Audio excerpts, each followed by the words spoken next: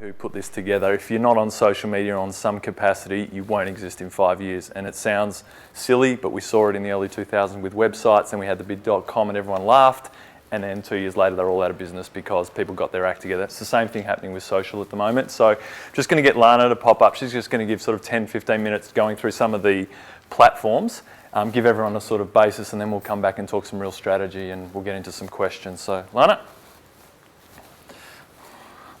After you. Cheers, bro. Hi, guys. Like a teacher. Sorry. If I go out of this way, you have to make me come back here because we're filming.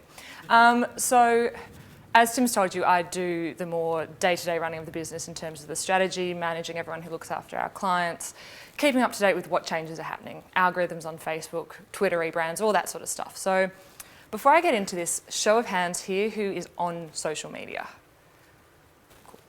Who likes social media? Better. Awesome. Good start. So, the main thing that I do here in terms of the day-to-day is discussing with clients the reason for social media. And I know that sounds a little bit weird, sometimes a little bit backwards, but what we need to make sure is with everything that we do, there has to be an understanding behind it. Yeah? The worst thing that you can say to someone is you need to be on Facebook because Facebook's where it's at. That's helpful, but it doesn't give you any ideas. So before Tim jumps into the strategy side of it and what you can do and all the big ideas, I want to give you the foundations of social media because it's going to make everything a lot easier to understand. And also, as Tim said, you can take it home. We're not here to give you any new, whiz-bang things. It's giving you the ideas and the foundations so that you can make it your own. Yeah? Social media. It's not actually about sales. I'm really sorry to tell you this as business owners, as lovely as that would be, and that's the ROI and that's the end point. I appreciate that. Social media is going to do 3 things for you as an overarching, as an umbrella. 1 is it's creating connections. Yes? 2 is it's getting eyeballs. And 3, and the hardest change that you guys have to make, is it's about giving them what they want. Now, what I mean by creating connections is it's about a conversation. It's not about you putting a product out there and saying, buy this. It's about you figuring out what the market wants, creating it, altering it so it suits the audience, and then telling them about it, getting their feedback, and doing the process again and again. It's figuring out how their input can affect your business and keep going with that. Getting eyeballs. If you want to make money out of what you're doing in digital, in social media, whatever it might be, is you need eyeballs. Now, what I mean by eyeballs is not just likes, it's not just followers, it's not just impressions, it's about a collective amount of people that you can get focused on your brand wherever that might be in digital. Facebook, Twitter, Google+, websites, Instagram, Reddit, Snapchat, WhatsApp, all the new ones that are coming out. It's a collective number of people who are looking at your content. More importantly, they care about your content. Yeah? And finally, and as a strategist, for me, this is the most important part. It's about giving them what they want. If you want to sell on Facebook, get a website. Yeah? Finding out what your audience wants and giving it to them is going to make them love you. Selling them your product is going to make them go to your competition. And Facebook has now made it 3 clicks to go to your competition. Yep, so just keep that in mind. All this is well and good. What does it mean for you? Firstly, you need to drive traffic to and from social media. I appreciate that. These are all the manners in which you can do it. Yep, Facebook, Twitter, Pinterest, Instagram, Snapchat, WhatsApp, blogging, EDM, which is just an e-newsletter, in-store and physical, events where they purchase, when they open their online purchase, video content, and website. And also, guys, a little trick, if you want to take notes, get your phones and just take a picture if you would like. It saves a lot of time. The reason I'm showing you this is it'll give you an idea of what you can actually do. There's no secret formula. It's about finding out what's going to be right for your audience and giving it to them. We've got some of our clients, EDM, so it's an e-newsletter, skyrocket sales. The biggest change we make in terms of that is telling them that we are actually on Facebook through their e-newsletter. So if you're looking at sort of older generation, so to speak, e-newsletter, really great to getting to them. Something like a younger audience, if you can get to them on Snapchat and an Instagram and you tell them about your website, you're driving traffic from another platform to where you want them to go. Yep, so this is more just an awareness of where you need to be. Now, very importantly is this, Grey's Anatomy says it perfectly, according to Google, you don't exist. Now, forgetting the in-depth details and all that sort of stuff, very simple, on the surface, Google Analytics now takes social media into account. So go pay-per-click, go Google AdWords, that's great, it gets you stuff. So does social media. Yep, so don't forget that nowadays. And that happened just 3 months ago, so it's quite new. In a perfect world, this is what social media integration looks like. Now, I've left LinkedIn off solely because we don't have a lot of time. Yep. And if you look at the last 3 weeks, we would add Snapchat, we would add Jelly to this, and we would also add WhatsApp. Jelly is the guy who founded Twitter's new platform for rating things. So that happened 2 or 3 weeks ago again. So this is just what we're going with. As Tim said, we don't need to make it hard, we need to make it work.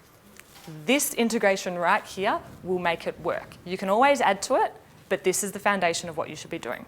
Yeah? Cool. So before we look at the social platforms, there are 3 key things that we need to know about social media and what we're going to be doing. The first thing you need to know before you do anything is, who are you talking to? Sounds really simple.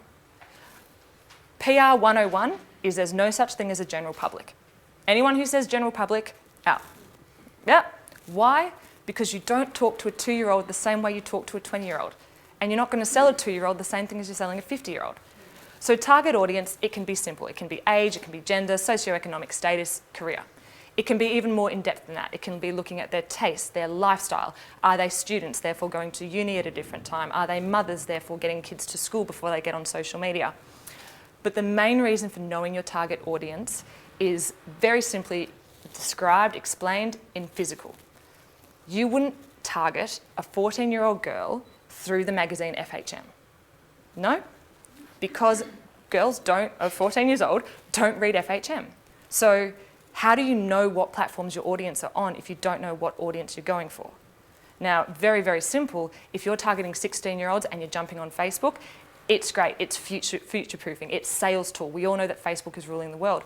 But I would say to you, you also need to couple that with Instagram. Yep. Because you know that's where your audience is. Now, a lot of you will say, Twitter's not for me. Well, I'll get into this, but Tim and I are having a contest right now, and unfortunately, Twitter is for everyone. And I am not a Twitter fan. Well, I wasn't until 4 days ago.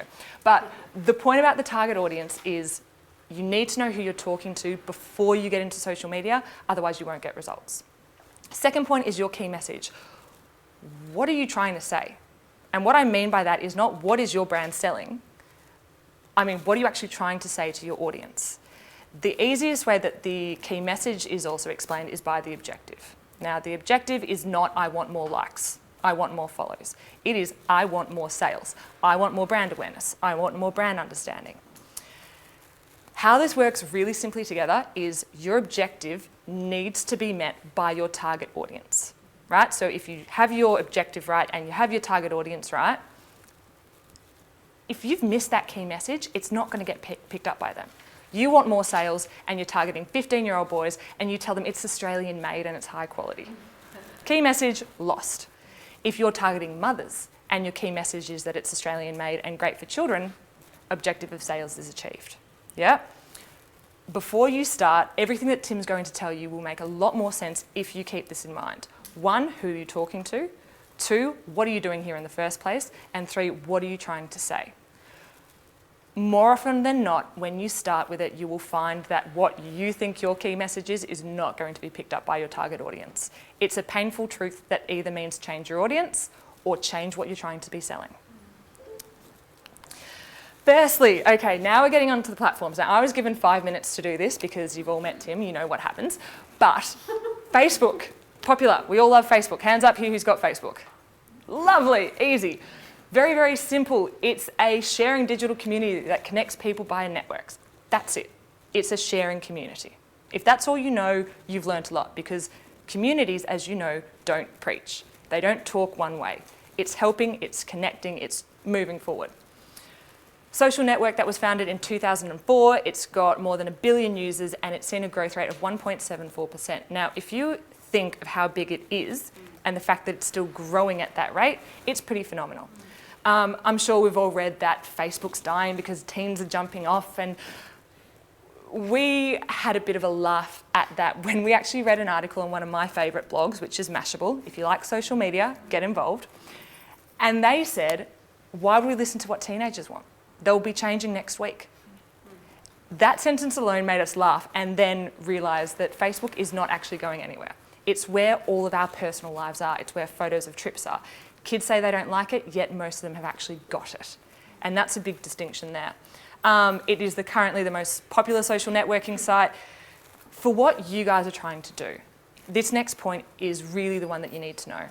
And it's got two parts. One, it's a community who will support your brand and share its message, and it's a community who is engaged with your brand and its message. Now, if I ask you to do something for me, what will you expect in return? A favour, a little bit of respect, or for me just to walk out and leave once you've done the favour? You're all lovely people, but you won't say it, but you expect something in return or a little bit of respect. The same goes for on social media. If you comment, if you like, if you share, I expect in return that I get a thank you, that I get content that is interesting, that I get a contest where I can win something. Facebook is all about something for nothing, because if you're not doing it, somebody else is. Now, no one here has a unique business. And I don't mean that rudely, I mean there is someone else doing something that is similar or the same as you. We're no different, we're social media. The difference is, what does our offering give that no one else's does? And then we give it. Same on Facebook. What are you giving that everyone else might be giving, but you do it consistently, you do it better, and you do it honestly? You're not there just to get sales, you're there to build the community.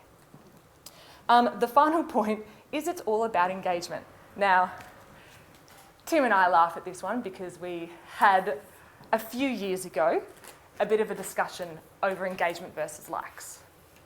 Safe to say who won that argument, but would you rather a community of 2,000 people, lots of likes, really great, 2 people talking, or would you rather 200 people and 20 people talking about your brand on a daily basis? Now, that's what engagement is. I'm not telling you that likes aren't important. Likes are definitely important, especially we all want to build up million-dollar businesses, we want to sell it. People need to see the bottom line, that you've got a couple of million likes. I get that, but if you don't have engagement, if your end game is sales, it's never going to happen. Yes? When you get on your Facebook Yeah. Site as a business, Yeah. and it says that there's 160 whatever people talking Okay. about or whatever. Yep. What does that actually mean they're talking about? Now, How does that- that's different to engagement. So talking about it is looking at the amount of people who, in a period of time, Facebook doesn't do daily, it does period of time. Okay. How many people are actually in that period of a few days commenting, liking, sharing, or seeing your posts? Okay, got it. So that's a different thing, but I'm sure Tim will touch on that. Yeah, cool. Sorry, time, I know. Very quickly, Twitter. Twitter fans, anyone Twitter fans? No. Yes, Tim and I have got a contest, I need to beat him. I've got 300 followers in 4 days and it's game on. And it's game on. He is winning, but he did follow 2,000 people. So, who's going to win this one? And then he retweets me and favourites my tweets so that everyone who's following me will try to go to him. But that's a different Strategy. He doesn't do strategy. Microblogging. Twitter is actually a blog. I don't know if you guys know this, but it is a blog. It is a microblog of 140 characters, which all it means is it's a status update that's really short. We're being simple here. In 2010, 15 million tweets were sent each day. Yeah, so anyone who doesn't think it's here to stay, sorry. The way that it is best explained, and I'm going to jump down to the second last point, is that one thought can change the world. Now, here I've got the example of Steve Jobs. When Steve Jobs passed away, everyone was tweeting one thought about Steve Jobs passing.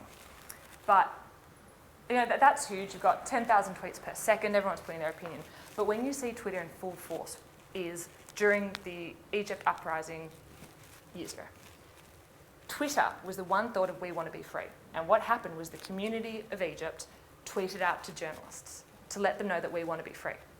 And the journalists came in because of Twitter. Didn't matter about media laws, didn't matter about the fact of the border patrol. That's what Twitter was actually built for, is one thought changing the world. Especially with what you practice it every day. It doesn't matter how many followers you've got, it matters the content that you're putting up and who you're connecting with. And Egypt should be the prime example of you trying to change what you're doing. Finally, it's huge in America, but it's not so big in Australia, only because of who we are as people. We're really laid back. Americans are really out there, talking about what's going on. If you want to get out there, Twitter is amazing. Everyone in the world is on it. If you want to talk about what you're doing and you really want to do it, just do it. Like, actually, if he can follow 2,000 people and beat me, you can too. Okay? Instagram. I love Instagram, right? I love Instagram. The reason that I put this up, which is don't make me unfriend you again, unfriend I appreciate is Facebook, but Facebook now are on Instagram. And what that means is you don't have a choice but to be on it to figure out what's going to happen next. I don't mean for your business, if that's not where you want to be. As a person, you need to know what Instagram is doing. Instagram is a photo sharing platform. Now, all I mean by this is imagine Twitter, but instead of 140 characters, you've got an image with a beautiful filter on it. It includes hashtags, you can like, you can comment, do all that stuff. It's amazing. Really good for stalking.